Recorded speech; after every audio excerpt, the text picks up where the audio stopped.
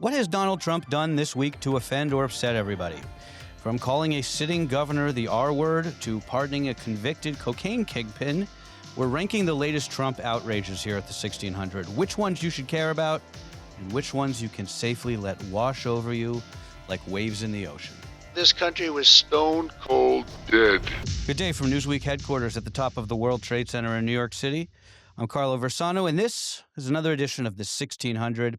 So, as noted, this week we're talking once again about the outrages of the week, right? Every week, President Trump says or does a number of things that really in any other administration would lead to a five-alarm fire of outrage, of calls for his censure, probably even calls for his resignation. But in the world we live in the world of Trump too, they all just sort of disappear. It's just another week in paradise. So this is, it bears noting, part of the plan, right? This is a feature of the administration, not a bug, they would say at least. Steve Bannon famously said that in the first Trump administration that the media strategy then was to, quote, flood the zone with shit. The idea being that if you just keep on going, keep doing stuff, never apologizing, it becomes so hard for regular people to keep track of the day-to-day controversies that they just kind of tune out and they stop paying attention, right?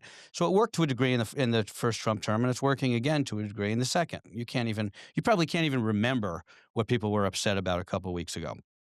And that, again, that's the strategy. They're employing this strategy again this time, and that's why we're here. So today we have producer Mickey in the cut with us. Hello, Mickey. Hi. Mickey's here to help us rank the week in Trump scandals. Which ones are deserving of your Trump derangement syndrome, of your TDS? Which ones are mostly media-created uproars that don't really matter? Which ones are a little bit of both? The hint, it's most of them. So, Mickey, without further ado, what do we got? Okay, so we're gonna start with Venezuela, big topic this week, but particularly with Pete Hegseth, who's under fire for a Washington Post report last week. That's claimed he ordered a second strike on one of those alleged drug boats in the Caribbean. It killed two people, and then after the first strike failed to take out the vessel, he allegedly authorized a second strike. To hit the people who were in the water, Right. who The didn't die in the survivors. first one. Yeah. Correct, right. So, Carlo, if this is true, isn't it a war crime? Yeah, I mean, I think it would be a textbook war crime if true. I mean, so here's Hegseth denying that he ordered that second strike in a cabinet meeting this week with the president. You didn't see any survivors, to be clear, after that first strike? You personally? I did not personally see survivors, but I stand, because the thing was on fire. It was exploded and fire and smoke. You can't see anything. You got digital. This is called the fog of war. This is what you in the press don't understand. You sit in your air-conditioned offices or up on Capitol Hill and you nitpick and you plant fake stories in the Washington Post about kill everybody, phrases on anonymous sources not based in anything, not based in any truth at all. And then you want to throw out really irresponsible terms about American heroes. The thing that's outraging about that to me is actually something no one else is talking about, which is his sort of swipe at the media, sitting in their air-conditioned offices. I mean, give me a break, right? I know plenty of reporters. I've produced for plenty of reporters who have reported from combat zones, who've been kidnapped by the Taliban, right? There's reporters who have died covering some of these wars we get ourselves into. So spare me the whole, we're sitting in our air-conditioned offices while he's out there, whatever. I think it's He worked for Fox News. well, right. He was He was a one of those. weekend back. I mean, the real outrage here is that Pete Hegseth should be doing anything other. I mean, he could be like the janitor maybe, but Yeah. the fact that he runs the Pentagon is worthy of your outrage. And I think his days are probably numbered. I think Trump's probably gonna cut him loose soon. But I do think that this is one of the things that is probably appropriate for your outrage to be focused. Right now, it's also appropriate for Congress to investigate what happened here, which is what they are doing.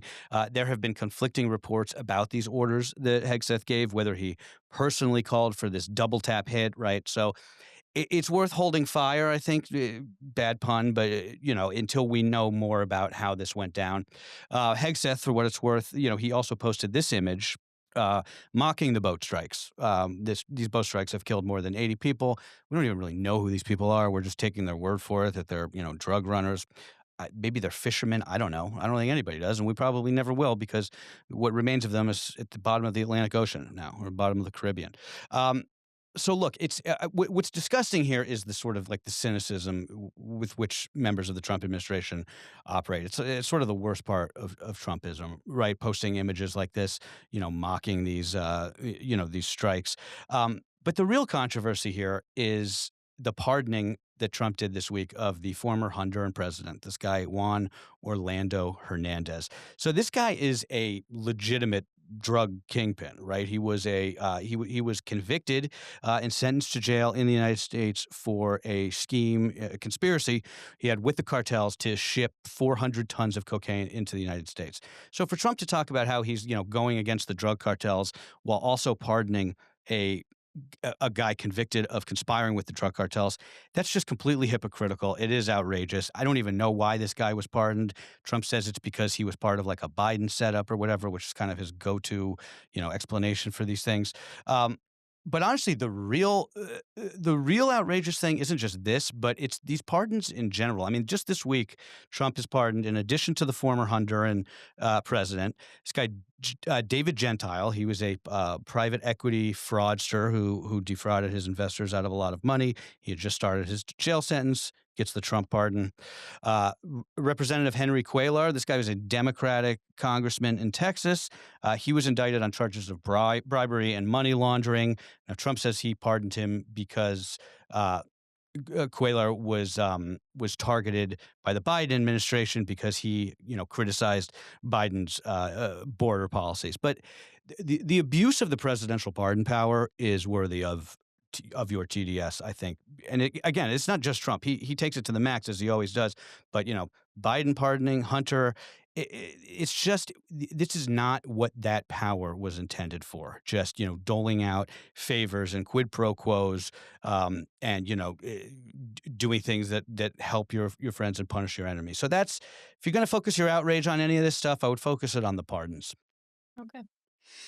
So moving on, Trump called Minnesota Governor Tim Walz the R word in his Thanksgiving Truth Social post. And he doubled down on it this week on Air Force One, saying, I think there's something seriously wrong with him. Wrong with Walz. Wrong. Right. So this is what this has to do with is a story that broke last week in an outlet called the City Journal. This is a story that was been talked about on the right for a long time, but it really broke out in the open last week by the investigative reporter Chris Rufo, who reported on these rings of fraudulent Medicaid fraud in Minnesota committed by members of the Somali community. Right, there's a lot of Somali immigrants in Minneapolis, and according to his reporting and criminal indictments and convictions, a number of these Somali immigrants were defrauding the federal government out of, according to him, billions of dollars. And a lot of this money, according to Rufo's reporting, was being funneled to al-Shabaab, which is a legitimate terrorist organization that exists in Somalia, right? So, this is classic Trump, right? He steps on himself. He gets in his own way, using a slur against a political opponent, against anybody really, but a sitting governor of the United States. And I'm no fan of Tim Walz, but it's what it does is it gives the media, it gives us in the media something to hit him on rather than investigating the story at the crux of this whole thing, which is, this fraud committed by these Somali immigrants to the United States. That's a real scandal. It's not just allegations of fraud, right? Again, these were people convicted of defrauding us, taxpayers. And, Trump went for it again this week in this cabinet meeting. He unleashed another tirade, this one aimed directly at the Somalis, not Walz, calling them, quote, garbage. Here, take a look. Our country's at a tipping point. We could go bad. We're at a tipping point. I don't know if people mind me saying that, but I'm saying it. We could go one way or the other, and we're going to go the wrong way if we keep taking in garbage into our country. Ilhan Omar is garbage. She's garbage. Her friends are garbage. These aren't people that work. These aren't people that say, let's go, come on, let's make this place great. These are people that do nothing but complain. They complain. And from where they came from, they got nothing. They came from paradise, and they said, this isn't paradise. But when they come from hell, and they complain and do nothing but we don't want them in our country. Let them go back to where they came from and fix it. Is it shocking? Yes. Is it racist? Yes. Is it xenophobic? Also, yes. Uh, but not for nothing, I hate to do the whataboutisms here, but Biden did call Trump supporters garbage last year during the campaign. It's not only Trump who does this. He does it. He does it more often and in worse and sort of more degrading ways. I agree with that. But save some outrage for Tim Walz, right? Save some outrage for the elected Democrats in Minnesota who appear to have overlooked these massive fraud rings operating right under their noses out of either, fear for the Somali community, which has a fair amount of political power in Minneapolis, as well as just fears of being called, racist for cracking down on this fraud. So let's move on to Trump's ballroom. The ballroom. We talked about this last time. Yeah, there was a New York Times report last week about this new addition to the White House and how it has ballooned. So rather than the original plan that had seating for 650 people, it's now 1,350 people. So take a look at this rendering from the New York Times. Look, I don't think that this is worthy of your outrage. I just don't. I think it's stupid. I think it's aesthetically displeasing. If you look at his polling, it actually started to break towards the downside during the government shutdown, right when they started to demolish the East Wing for this. So I think that it just plays into what people think about him, which is that he doesn't care about the regular man. He's doing this for himself, even though this isn't taxpayer money. It's corporate funds and donations that are going towards it. I think it's a political mistake for him to keep going on this. But you look, if you have a finite amount of Trump derangement syndrome, which we all do, we only have so much. I would not. I would not target this with it. I think it would save it for the stuff that actually affects normal people. Fair. So the New York Times also had a deep dive this week into David Sachs, who is the Silicon Valley investor and is now working as Trump's AI czar. Mhm. The story is called Silicon Valley's Man in the White House is Benefiting Himself and His Friends. And it goes on to accuse Sachs of self-dealing, that by virtue of him still holding onto AI investments with his venture fund while also working for Trump on AI policy is a massive conflict of interest. Would you agree? Uh, okay, so I did read this story, which came out over the weekend, and I didn't really come away learning a whole lot that I didn't already know about Sachs or Trump or AI policy in general. So Sachs, for the record, has said that he has divested hundreds of millions of dollars in what he says is promising AI startups, and at a significant cost to his net worth. I mean, keep in mind, this guy co-founded PayPal, right? I don't know if he's a billionaire or not, but he's extremely wealthy. He's very successful. Here's why I don't think this is actually worth your outrage. Look, the Trump administration has a very sort of laissez-faire, light touch, hands-off policy when it comes to artificial intelligence. It's not the policy that I would design if I were the president, but that's their policy. The idea is that we're in this race with China towards to build artificial general intelligence or super intelligence. We have to win that race. It's existential. The benefits of getting there first outweigh the risks, et cetera, et cetera.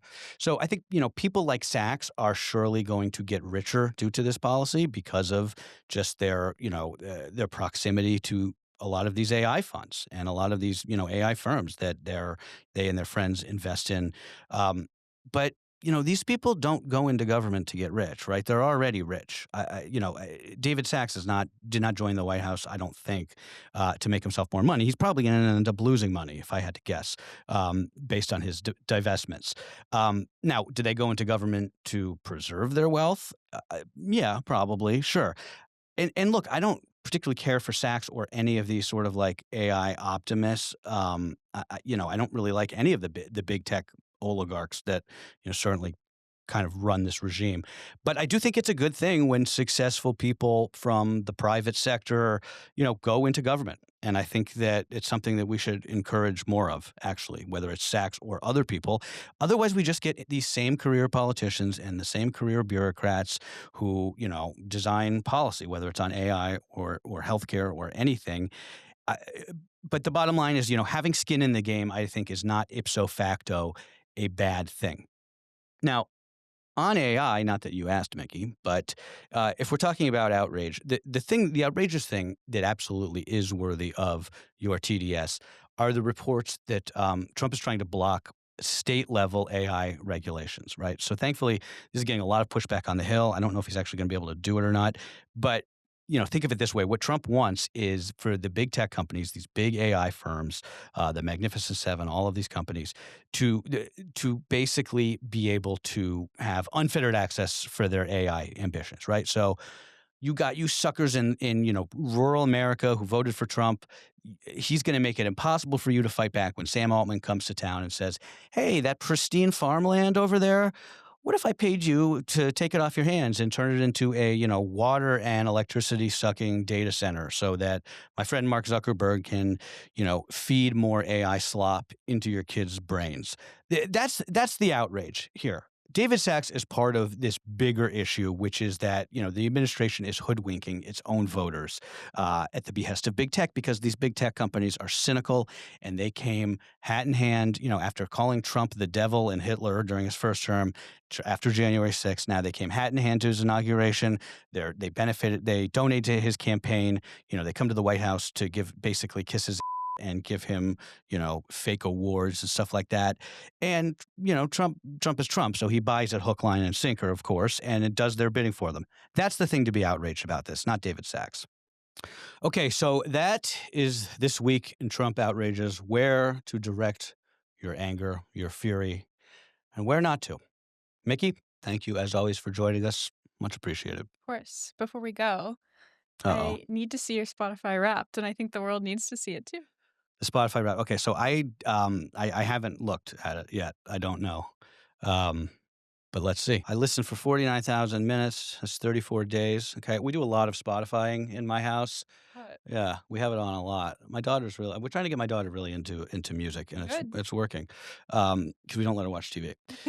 Okay, so my top genres, who cares about that? Blah, blah, blah. My listening age is 21. What? Since you were into music from the early 2020s, your taste is trending. Woo, what does that mean? Wow. Spotify Look thinks at I'm you. 20 years younger. Okay, I like it. I listened to 3,330 songs this year. Okay, so my top song, "Losing a Whole Year" by Third Eye Blind. Okay. I did have a major Third Eye Blind thing going on this summer. Are you Listening okay? to Yeah, why?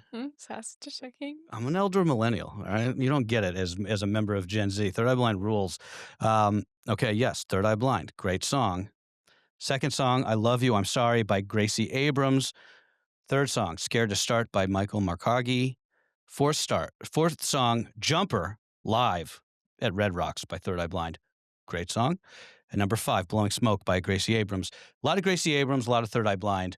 The Gracie Abrams, my daughter's a big fan of her, and she's actually quite good. I don't know if you're familiar with her work. She's sort of like as my wife refers to her, a B-list Taylor Swift. But I actually think she's a great songwriter, and yeah. So I'm proud to share my Spotify Wrapped with you and all dozen of our viewers. Are you getting your daughter into Third Eye Blind too? Yeah. Nice. Yeah, I hope she would be. I think 90s pop music is like where it's at. Yeah. You were too young. You weren't even alive back then. Well, to be fair, when I was growing up, I had a pink iPod Nano. Okay, I remember those. And my dad was responsible for putting music on. So I would like write him a list, like write it down. And it was usually just like what was on the radio, like Yeah. pop music. But he was like, no, I'll put these on, but like I'll put on Black Eyed Peas, but like I'm also gonna add Queen. Nice. I'm gonna add Radiohead, all this stuff. So I do credit my dad to widening my music Yes. taste. See, okay. So So I'm going after walking in your dad's footsteps. That's good dadding. Shout out to Papa Mickey, Papa Hutchings out there. Good stuff, Ben. Okay, do you want to see mine? Yeah, sure. Okay. So I listened to 7,116 Oh, minutes. rookie numbers. I know, it's only 4 days. I think I went through like several music droughts this year Yeah. where like I would just listen to podcasts or, stuff like that. My listening age is 70. It says since you were into music from the early 70s, you're an old soul. Okay. Okay, interesting. Okay, my top songs. Number 1 was Hammer by Lorde. I don't know that song, but I do like Lord. Love Lorde. Second is Stateside by Pink Panthers. Don't know. Oh, You'd like her. Pink Pantheress? Yeah. Okay. Oh, you'd like her. Third is The Giver by Chapel Roan. I know her, but I don't know that song. That's a good She's song. the Pink Pony Club Mhm. girl. Yeah. Okay, number 4 is Classical by Vampire Weekend. I love Vampire Weekend. My favorite band. Great live too. Great. Yes, I saw them at SPAC over the summer. Okay. Yeah, I saw them at the Garden a It was couple years ago. amazing. They're great. Front row. I got a guitar pick. Awesome. It was amazing. And then 5 is Take Me Back by Haim. You know the Haim sisters? Oh yeah. Okay. Yeah, I think you should introduce like your them. daughter to them. That's a good idea, actually. Yeah. Yeah. She refuses to listen to any music made by a man.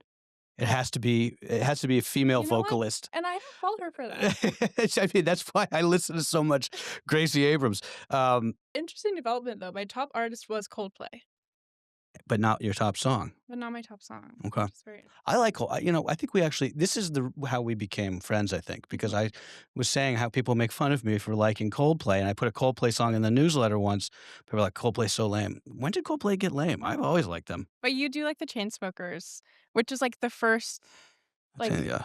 moment that we have where we like really disagreed with each other. The Chainsmokers are good. Okay, Mickey. Well, an old soul, from a young, trendy guy to an old soul. Thank you for your help today. Thank you guys for tuning in. We'll be back next week.